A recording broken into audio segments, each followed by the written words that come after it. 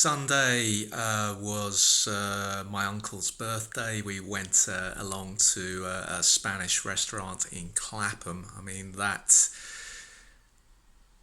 wouldn't have gone to Clapham for any other reason. I do find it difficult going to Clapham. I think South London, certainly Southwest London, is every high street in southwest London seems to be obsessed with being the new Clapham, and I think Clapham took its lead from Islington some 20, 25 years ago. It's just not a place that does anything for me, and I felt the same way when I was young. As start, I think this feeling started in the mid 90s. I'll be walking through Clapham High Street just thinking this isn't for me.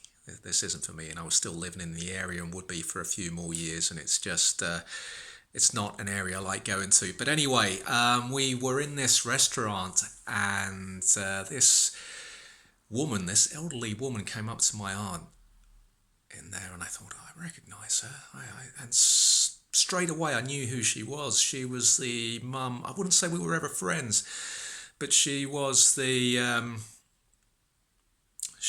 mum of a kid, a badly behaved kid, an always badly behaved kid who started school, infant school, the same morning as I did. And I remember because we were both in the assembly hall, and all the new kids that were starting after Christmas, we were the spring intake, so we started after Christmas. My cousin had already started in September. He was a winter baby. We were the last two kids left, waiting for our names to be called out.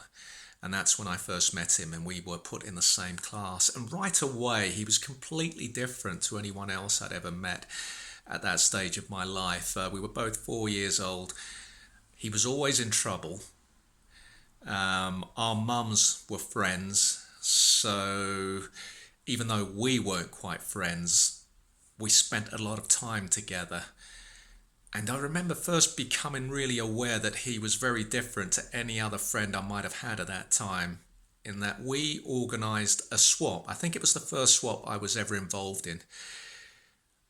I think I used to have these little pencil top superhero figures that you would stick on top of your pencils, and I had a duplicate Robin figure, so I was prepared to give my Robin up in exchange for a dinosaur. I was very interested in dinosaurs at that time because we were doing a dinosaur project at school. I brought my Robin in the next day. He hadn't brought in the dinosaur figure. Gave him the Robin. And maybe it was only a matter of days, but back then as a kid, as a 4-year-old, it felt like an eternity. It seemed like every morning in the school playground, I would ask him, did he bring the dinosaur in? Never brought it. He only lived round the corner on the estate that was just behind the school. And it seemed like I was never going to get this dinosaur. In the end, the dinosaur came. It was a green Tyrannosaurus Rex, looked a bit shop-worn. On reflection, I probably got the better deal. But just straight away, I thought this is someone who does things in a very different way to anybody else I know. I didn't really trust him. We then moved to primary school, and for some reason, in the first year of primary school, we then started going to each other's houses, and looking back, and I remember feeling this way about 20 years ago, I would defend him really when other guys who had known him were, having a go at him. I think he certainly wasn't a good sort, but you could see the home life wasn't great. His dad was an alcoholic. His older brother would swear in the house. He had an older sister. It was, I only went there a couple of times, and, I didn't want to go back there in a hurry.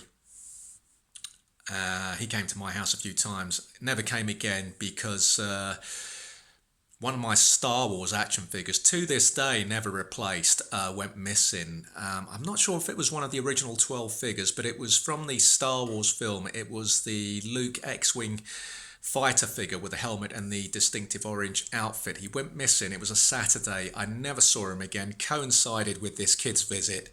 To this day,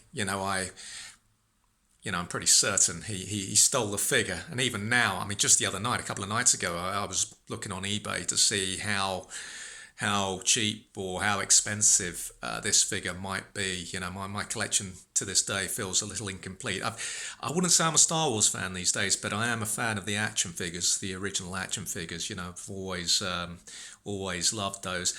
Anyway, then we went to secondary school, and it ended badly for him there. I think he ran into some trouble with some of the some of the harder kids in the school. But this kid was not someone who'd back down, and he was always into the army. He'd always be wearing military fatigues, and apparently the story was that the day he was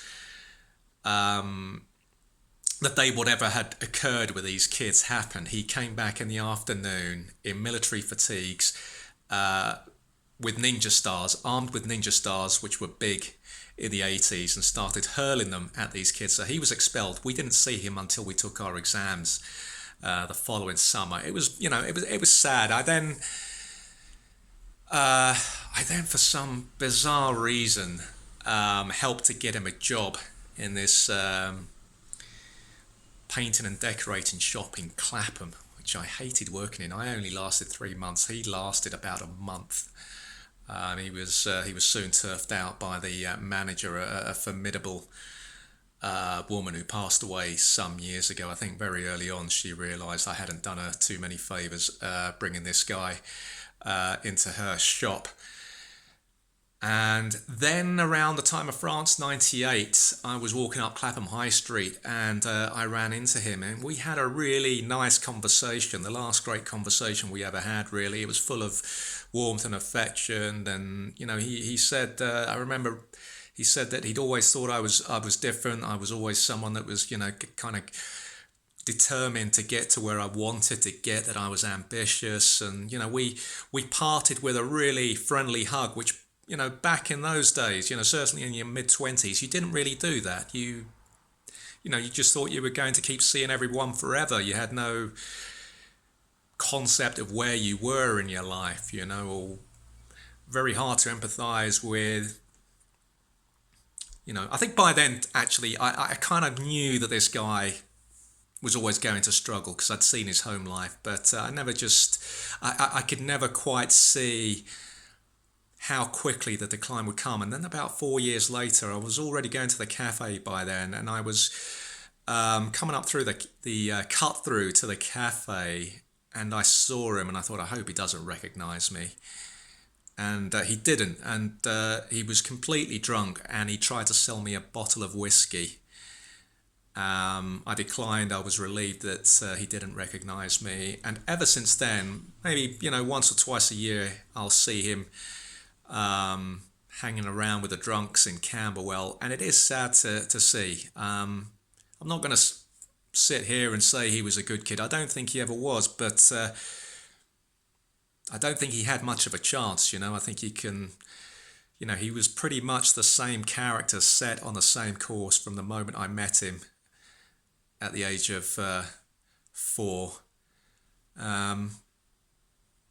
So some sympathy for him, but shouldn't have taken the Luke X-Wing fighter action figure. If you like this video, do please subscribe to the channel. The prompt should be coming up round about now. Please like and share the channel as well, and I hope you enjoy your day.